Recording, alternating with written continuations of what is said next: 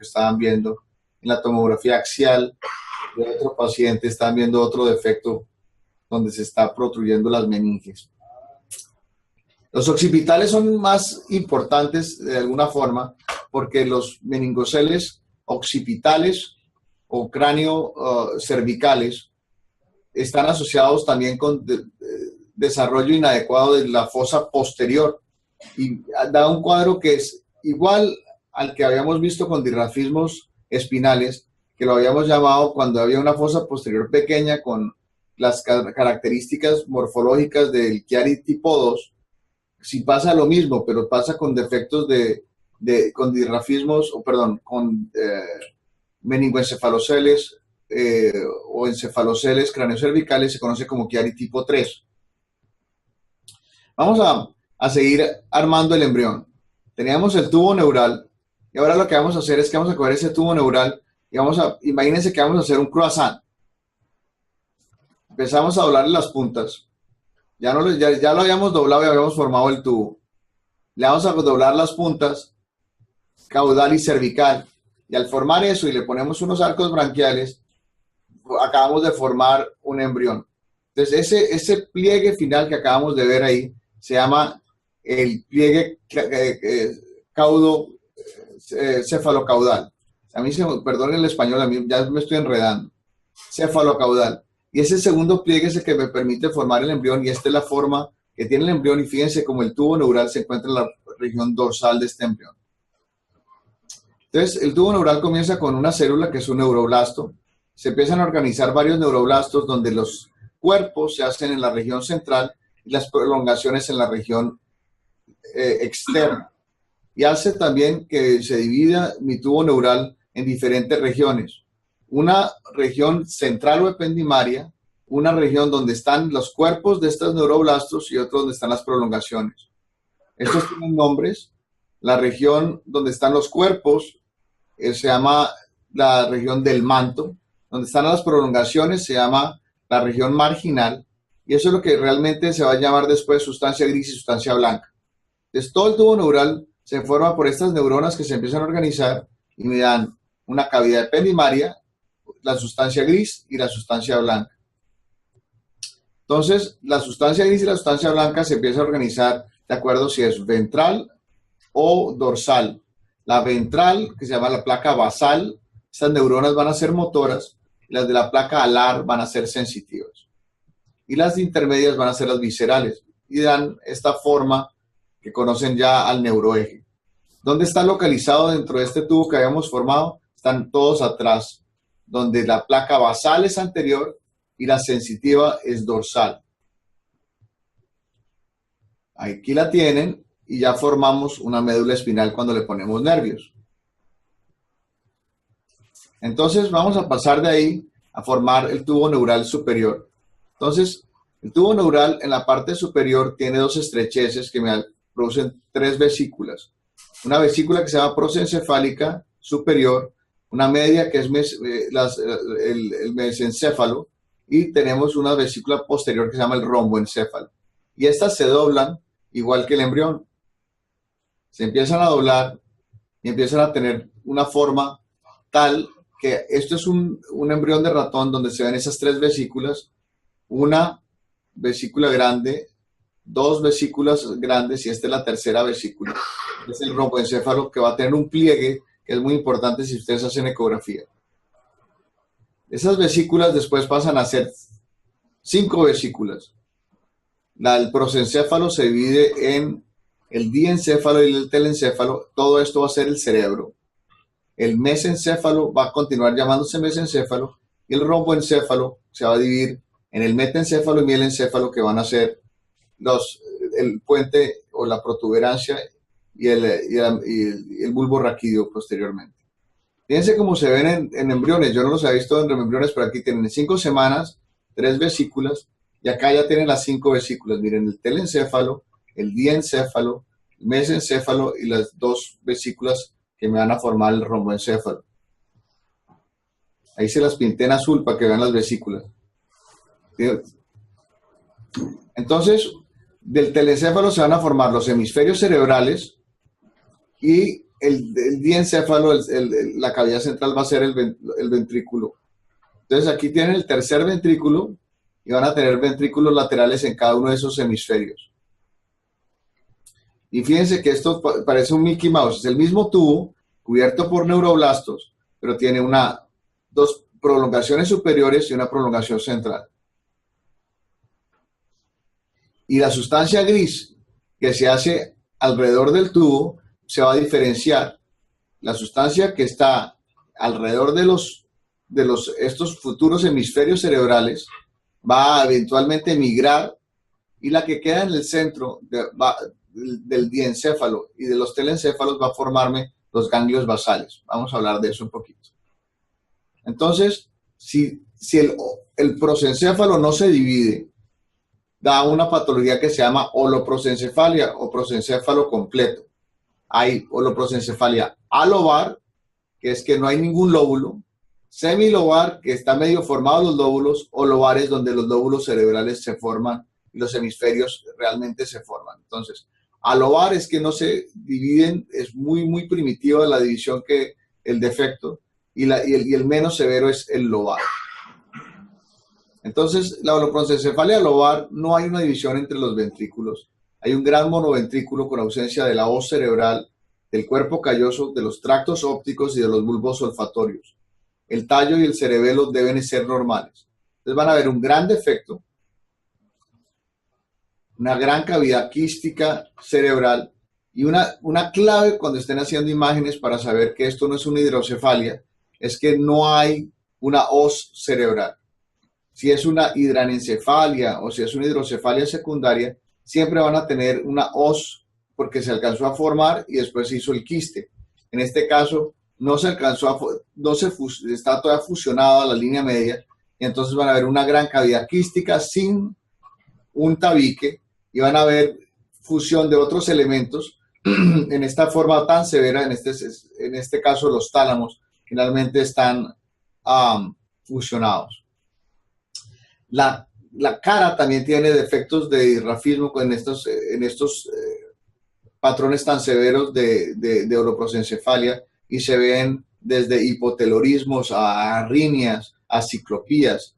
Generalmente están asociados a estas cosas grandes. En ultrasonido transfontanelar se pueden también ver las grandes cavidades y vean la fusión de los tálamos. O en resonancia magnética en el T2 ven que no hay una hoz cerebral y hay una gran cavidad quística que está ocupando, y no hay un defecto de fosa posterior muy grande. Si el defecto no es tan grande, lo conocemos como una holoprosencefalia semilobar. Hay un clivaje parcial. Finalmente los cuernos temporales y occipitales están parcialmente fusionados. Aquí lo tenemos, y realmente lo que se ve es que no hay un septo pelúcido. Eso se necesita siempre para llamar una holoprosencefalia. No hay un septo pelúcido y está fusionado los dos ventrículos laterales. Pero el cerebro no tiene una forma normal. Fíjense cómo tiene, aquí debería haber una división entre los atrios de los ventrículos laterales, y todo está fusionado entre sí. Pero el cerebro no se ve tan displásico como el anterior, entonces lo conocemos como una holoprosencefalia. Dentro del espectro es una holoprosencefalia semilobar. Ahora vamos cuando ya se formó el cuerpo calloso y la holoprosencefalia se vuelve un poco menos severa. Y lo que no se forma en las holoprosencefalias, lo que no se da, es este septo pelúcido. El septo pelúcido no está presente en las holoprosencefalias. Y las estructuras de este clivaje ventral cerebral, la más importante que tienen que ver, si tienen la duda, es, fíjense en los pilares anteriores del fornix. Entonces, las holoprosencefalias menos severas son las lobares. Hay un clivaje completo de los hemisferios, pero sigue habiendo una ausencia del septo pelúcido. Los ventrículos laterales tienden a verse casi como normales, pero hay una fusión de los pilares anteriores del fornix. En una forma que no es exactamente de este mismo espectro, pero está asociada, que son las displasias septópticas. El fornix está totalmente dividido normal, no hay fusión, pero está asociado a hipoplasias ópticas e hipoplasias hipoficiarias. Vamos a hablar de las dos. Entonces, miren, este cerebro se ve muy normal, o más o menos normal. hay un poquito de dilatación de los ventrículos laterales, pero no hay en este T2 un septo pelúcido. Si ustedes se fijan con cuidado, acá hay un cordón central engrosado, ¿sí lo ven? Y no dos cordones que sería el cuerpo del fornix, generalmente son los dos pilares anteriores ahí. Cuando están fusionados y no hay septo pelúcido, fíjense cómo está un cordón grueso donde está el cuerpo del fornix. Este es un T1 en sagital. Esto es lo que se conoce como una holoprosencefalia lobar. El quiasma óptico que está aquí abajo está grueso y normal. Fíjense, un quiasma normal con un fornix engrosado. Este caso es muy parecido. No hay septo pelúcido, pero los pilares del fornix no están fusionados. No es un solo cordón central. Y si miran el quiasma óptico, fíjense lo delgadito que está. Esa es la diferencia entre la holoprosencefalia lobar y la displasia septo-óptica. Ambas tienen hemisferios formados con falta de formación del septo pelúcido, pero en la displasia septo-óptica, como dice su nombre, hay una displasia de los nervios ópticos. Hasta ahí vamos a dejar para dejar, ya casi me toca terminar, ¿cierto?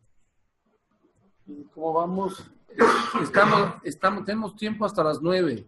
Hasta las 9. Bueno, entonces les voy a hablar rápido de migración y termino ahí. Perfecto.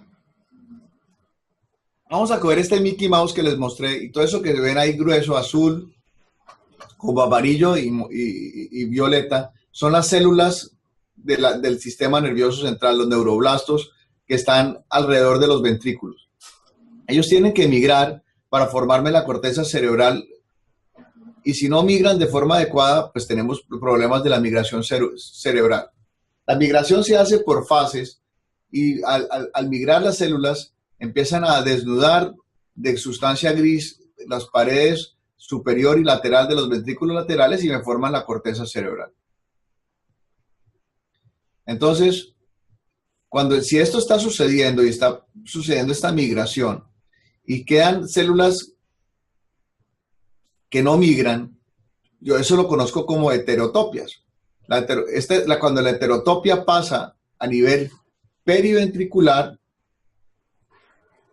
se empieza a ver, estas son imágenes, esto es un T1 y esto es un T2 invertido, pues se ve parecido a un T1. Se ve esta nodularidad periventricular. Si ven estos nódulos, siempre que ustedes vean los ventrículos laterales tienen que estar lisos y no pueden ver esta nodularidad. Si ven esta nodularidad, tienen que sospechar que hay una heterotopia. El problema de estas heterotopias es que tienden a ser simétricas. Entonces, cuando uno no está acostumbrado a ver imágenes, es muy difícil verlas si no está pendiente. Otra cosa es que la sustancia blanca periventricular no debe tener, alrededor de los ventrículos no debe haber sustancia gris, ni arriba ni a los lados en los cuernos frontales. Y fíjense como aquí tenemos sustancia gris de forma anormal. Entonces, estas son heterotopias periventriculares. Si esa migración empieza a suceder y se queda en la mitad, estas son las heterotopias laminares. Entonces, fíjense cómo está la corteza, sustancia blanca, otra vez sustancia gris y otra vez sustancia blanca. Esto es también difícil de ver, hay que estar muy pendiente de las imágenes porque como son simétricas, uno se le puede pasar. Estas están asociadas en alguna forma a defectos de corticación también, y estas son heterotopias laminares. Y cuando empiezan a migran bien y no se alcanzan a organizar bien, son las heterotopias corticales, donde hay engrosamientos de la corteza porque la migración no se dio de forma adecuada. Tienen exactamente la misma intensidad de la sustancia gris o densidad si hacen TAC. No tienen por qué ser brillantes. Cuando ustedes ven ya imágenes brillantes o que realzan, están viendo tumores o otras cosas. Pero las heterotopias son exactamente la misma intensidad de la sustancia gris normal, nunca realza y está simplemente organizada de manera inadecuada. Y estas son las corticales. Hay otro defecto de migración que se cree que es por un defecto vascular neonatal y es cuando dejan un caminito las neuronas y se comunica el espacio ventricular con el espacio subpial. Y eso es lo que se conoce como esquisencefalia. Las esquisencefalias generalmente se dividen entre labio abierto o cerrado, realmente no tiene importancia. La única diferencia es que si hay o no hay líquido cefalorraquídeo, pero lo más importante es que tiene que haber un recubrimiento de sustancia gris en todos los bordes del canal.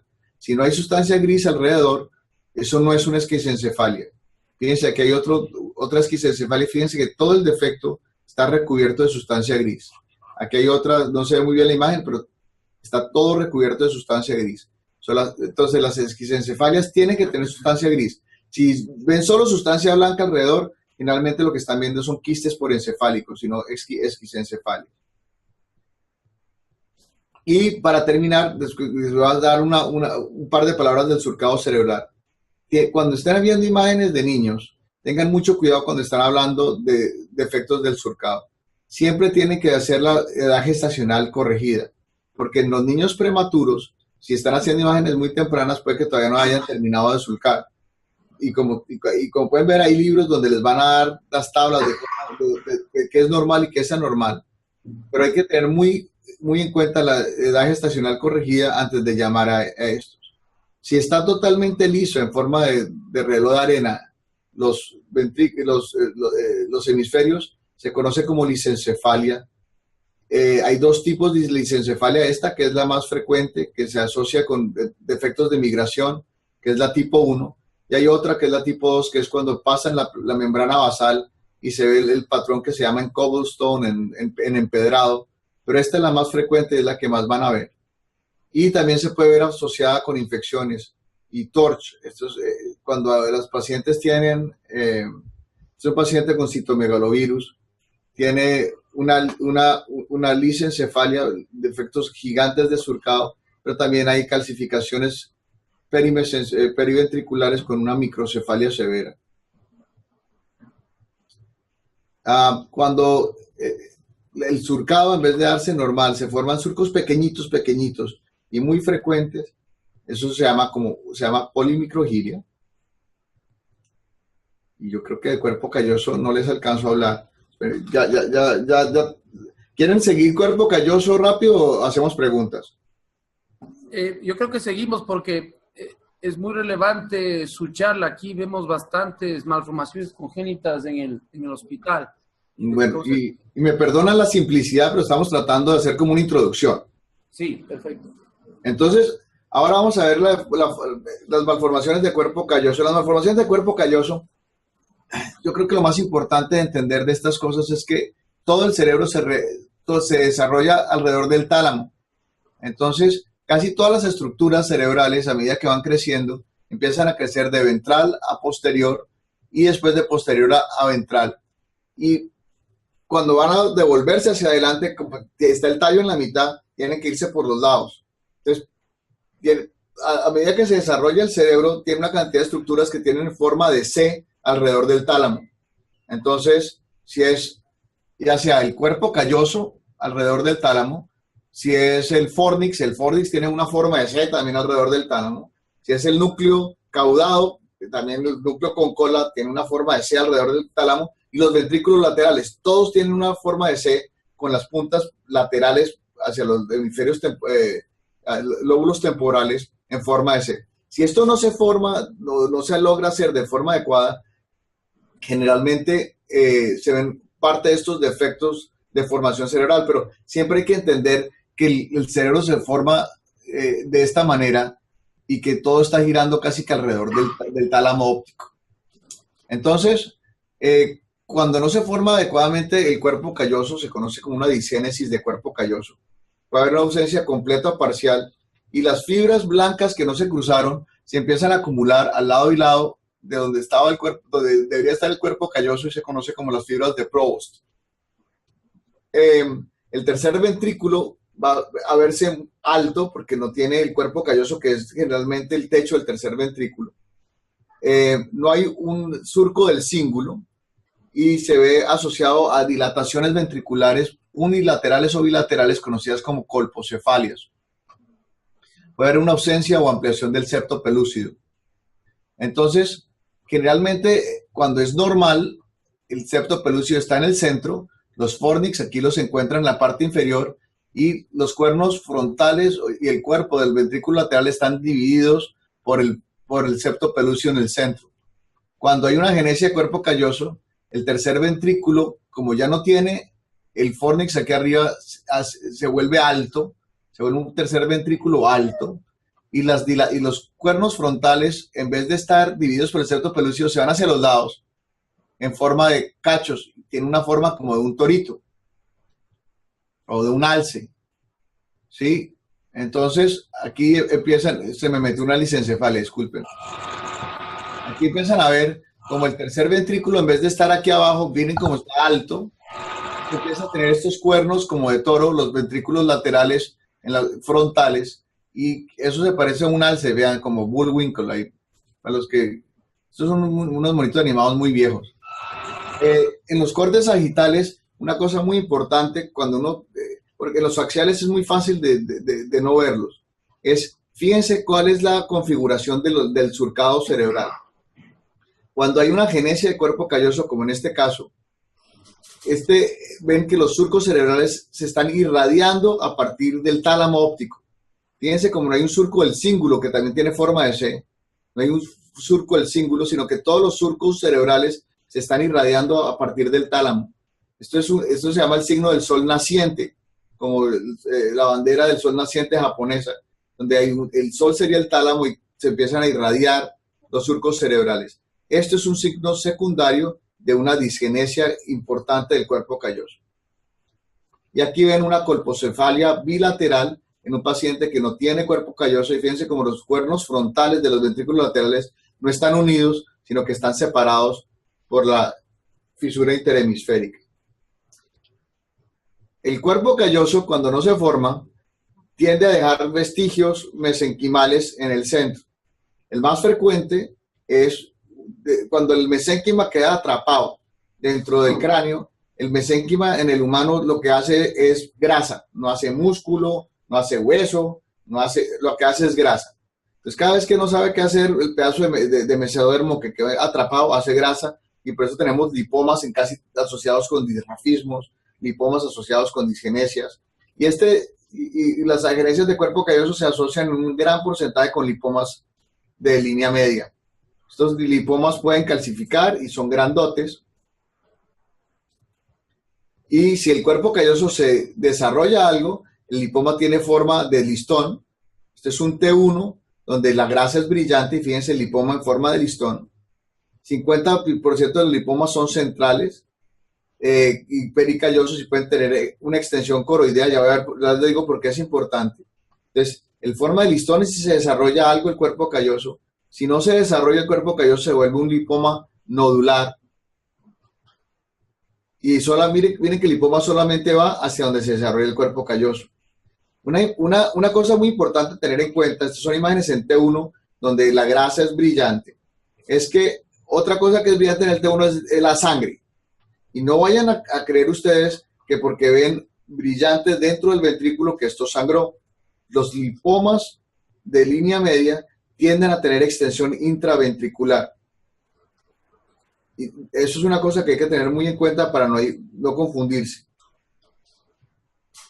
Ahora, ¿qué quedó? Un minuto no alcanzo a hacer esto. Vamos a hacer conclusiones. Les dejo los quistes para después. No sé qué hizo mi marcador para pasar diapositivas. Entonces, conclusión, es importante conocer la anatomía del desarrollo para identificar las lesiones congénitas.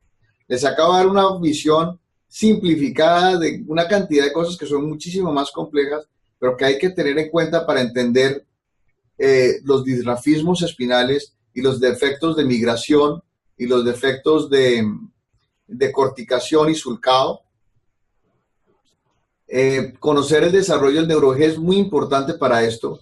Busquen cada vez que tengan senodérmicos o plácodas, defectos, acostúmbrense a hacer en niños ultrasonidos tempranos para disrafismos. Uno se puede volver muy bueno y puede ser muy fácil una vez se empiezan a identificar, y los neonatos están ahí, se quedan quietos y son muy buenos pacientes. Cuando hablen de médula anclada, acuérdense que el término que se debe utilizar es un cordón engrosado, que solamente es médula anclada si ese cordón, si el filum engrosado tiene tejido nervioso. y está asociado 100% al hipomielomenigoceles, 75% de diastematomelias. Hablamos también de los defectos del cierre del tubo neural ventral, y con eso termino mi plática. Son las 9 en punto. Muchísimas gracias.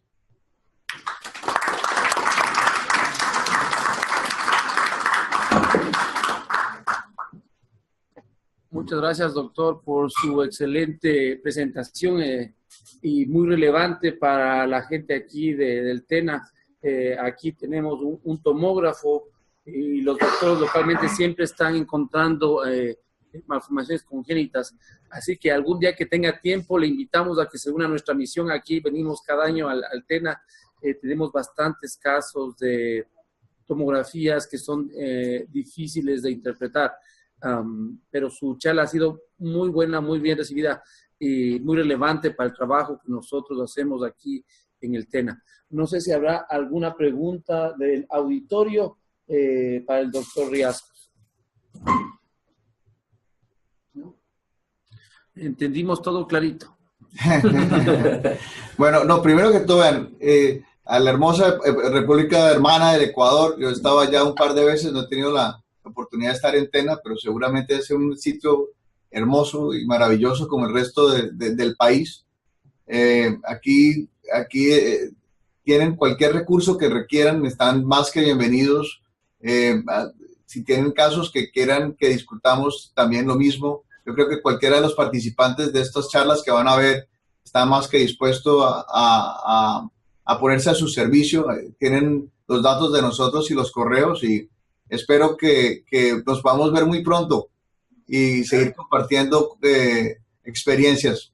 Es un verdadero honor que hayan dedicado toda una hora de la mañana para escuchar mi experiencia en esto.